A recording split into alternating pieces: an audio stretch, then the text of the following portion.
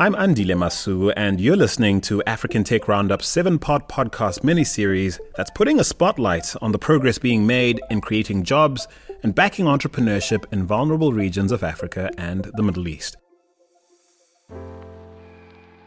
This episode, which is the third in the series, was actually one of the live talks of the day at Spark's 7th annual Ignite conference in Amsterdam.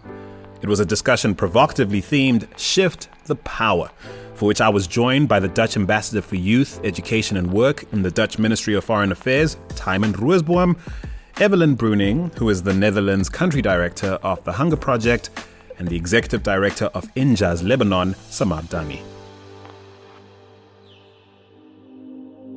Many thanks to Spark for being the presenting partner of this series. Now, Spark is a Dutch NGO that's creating jobs for young people in fragile regions of North and Sub-Saharan Africa and the Middle East by boosting entrepreneurship, employability, and higher education. To learn more about Spark and the opportunities they're creating, visit spark.ngo. That's spark.ngo.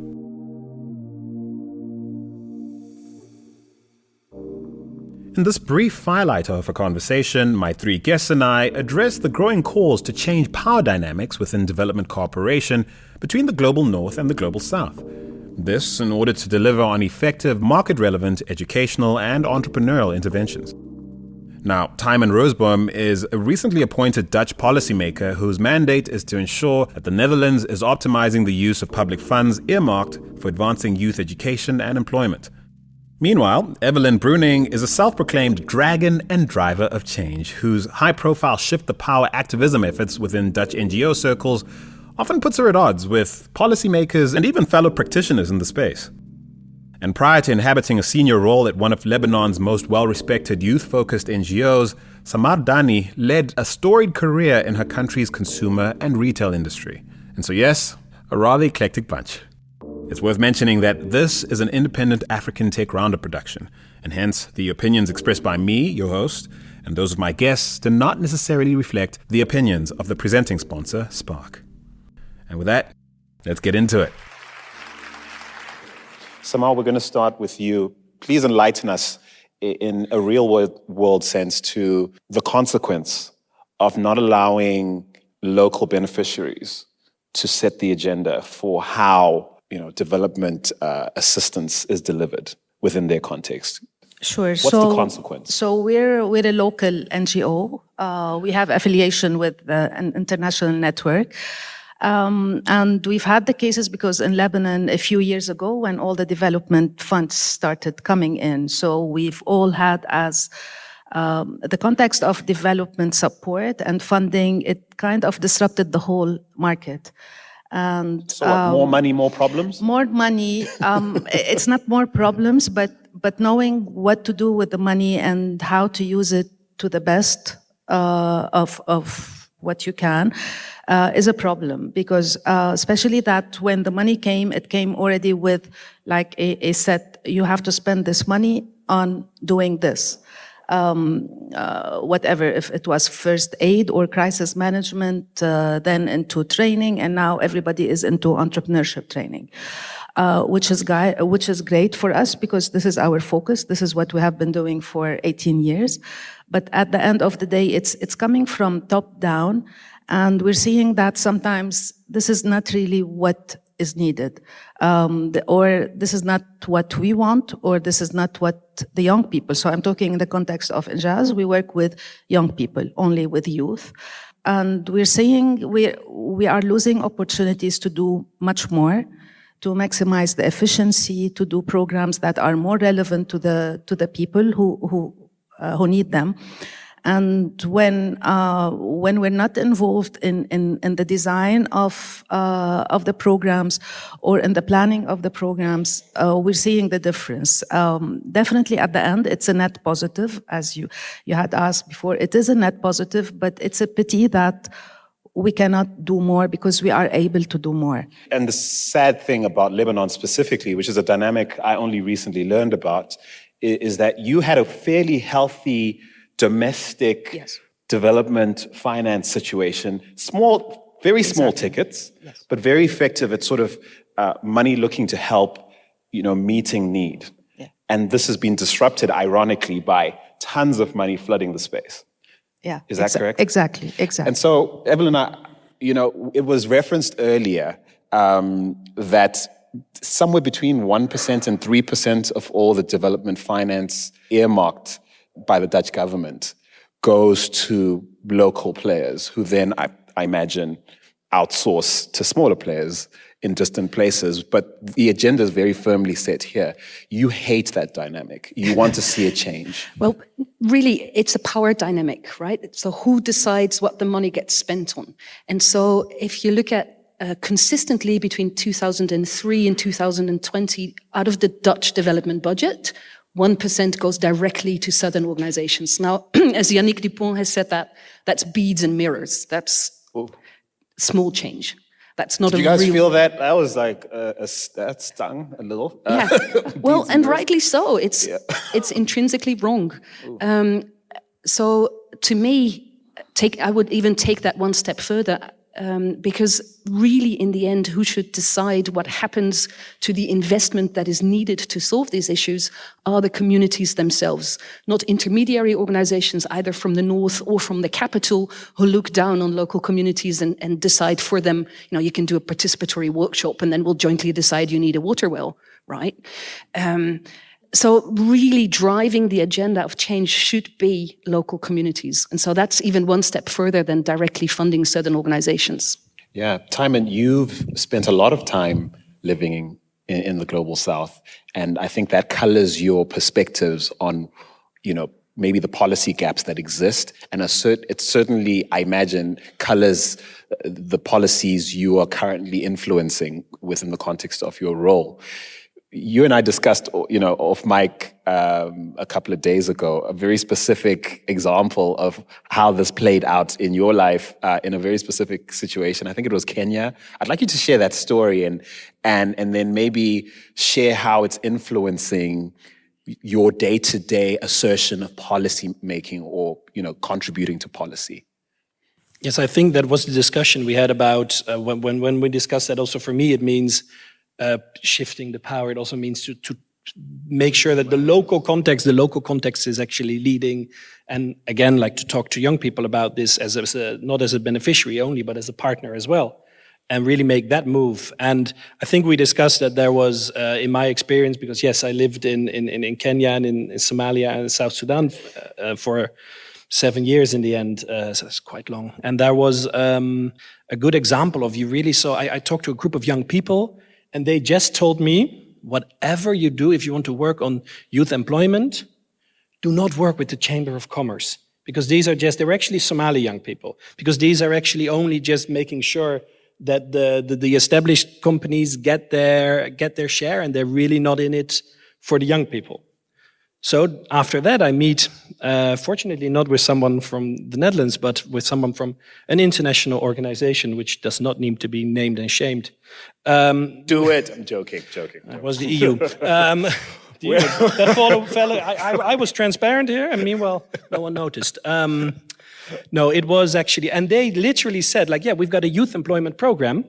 And for example, we're really going to invest in the Chamber of Commerce. And I was like, oh, no, don't tell me you're going to do that. I've just heard from a group of young people saying that is not the way forward. And they got a bit up and down their chair, maybe we should have asked. And yes, you should have asked. And I think that for me was a very clear example of this is what you could have. It's not just enough to say we're going to invest in a country with a young population, for example. You actually have to make sure that you invest in young people. And there's a difference between that. And you only get that by actually listening and seeing them seriously. The partners who are there, seeing them as real partners, equal partners. Yeah. So folks, this conversation is going to spark. Can I challenge Thymen on? Go ahead. Just listening to young people won't do. I mean, if you just listen to the needs of communities and then write up a plan for them, rather than give them the power to set their own agenda, it's a decision-making power, not just being heard. Are you challenging the politics with that statement? Yes. Okay.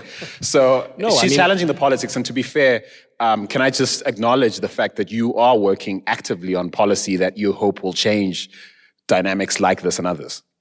No, of course. I mean, there is a movement, so to say, towards more equal partnerships, without a doubt. I mean, that is something that we see within the broader policy, not just on youth, but generally we're seeing that. That is also really something that is with so to say, the northern organizations, as we're calling them here, to actually make sure that they get these equal, because it's really with them as well. And so yes, of course, I mean, you can challenge that, but I think it's very clear. It's not just about listening. That's why I said they're partners. I mean, a partner is not someone you just listen to or you have a very bad marriage, I would say. Before we get back to the episode, allow me to tell you a little bit about the presenting sponsor of this series, Spark, and what makes them rather unique. Now, Spark is a Dutch NGO that's committed to building the capacity of local partner organizations and institutions in order to more effectively identify and meet the needs of the young people it's trying to serve. Since being founded by 2 Dutch students a little over 25 years ago, the organization has grown to deliver expert job creation services in 14 of the world's most conflict-affected regions, including Libya, Palestine, and South Sudan. To learn more about Spark and the opportunities they're creating, visit spark.ngo. That's spark.ngo. And now, back to the episode. Samar, with the little time we have left, I want you to reflect on your experience in the private sector, because you might not know this about Samar. Samar, obviously comes from the world of, I suppose, commercial interest and efficient deployment of capital. And so you come into this world, how many years ago? 2 years ago. 2 years ago, and was like literally jumping into an icy river on a minus 15-degree day, right? But reflect on what we're talking about here in pragmatic sort of capitalist terms and what your observations have been looking at what apparently doesn't make sense to you. Sure. So my first experience, and coming from a private sector and trying to maximize efficiency, reduce costs, grow, invest in more. And I was in a meeting once. I said, "Oh, we can save. There is a way to save on this, and then we can spend it on something else." And they all looked at me as, "Oh, you've never worked in the NGO sector. Somebody's new." Yes, you cannot save. We're not allowed to save. And I said, "How come I cannot allow? How am I not allowed to save?" And that was my first, and I still honestly hate it, because we're used to working in a private sector or in the commercial sense that you maximize efficiency wherever you can. When you can save on something, you can invest it in something else until you grow and you have the flexibility. Unfortunately, in the world now we are working on, it's so restrictive. It's ridiculous sometimes, because we're allowed, let's say, to spend $5,000 on buying stationery. And I find a way to, I can use digital, and I don't want to spend it on stationery, but I'm not allowed to spend the $4,000 I save on something, maybe a program, developing a program for young people. And that's the most frustrating part. It was probably naive of me, it was considered, but and somebody talked about the naivety should be there. We shouldn't just say, this is how it works. And I'm still questioning, and I try to question all the time, how can we do better? Because there's so much of the resources are just not going the right place because of all these huge restriction, and there's no flexibility. Yeah. And I heard the CEO IKEA Foundation, and just to share with you something, the first time, so we don't have IKEA in Lebanon, but I was in the Emirates, and the first thing I liked about IKEA, I saw something it was about customer service, and it says, it's okay to change your mind. And I use it every time. Unfortunately, in the NGO sector, you're not allowed to change your mind. You come in, you propose something, then 2 or 3 months into the project, you find, this is not really working as we thought or as we had planned, and you cannot change. And that's the worst that can happen. So that's the very opposite of what you do in the real world. As a Zimbabwean who comes from, I suppose, by some definition, a fragile state, the intuitive understanding that things don't work out as planned when you set out to do something, whether it's to start a business, whether it's frankly just to send your parents some money or keep their farm alive or plan to visit home. Nothing works to plan. And I feel on some level, isn't this an issue of some sort of cognitive dissonance of that reality about fragile places in the world and how help needs to be flexible enough to work with that? And then the other reality I have to pair that with is there's a fair amount of good reason why civil servants like Timon can't approach development finance like, oh, wonderful, you need more what? Okay, fantastic, here you go. There has to be a certain level of controls and I suppose due diligence. And how do you balance that? As a closing thought, think about what you're about to say really as a springboard for the rest of us to have these conversations going forward. Yeah, I would say that you're right. You can't just say you spend your money on whatever. I mean, that is, of course, exaggerating it.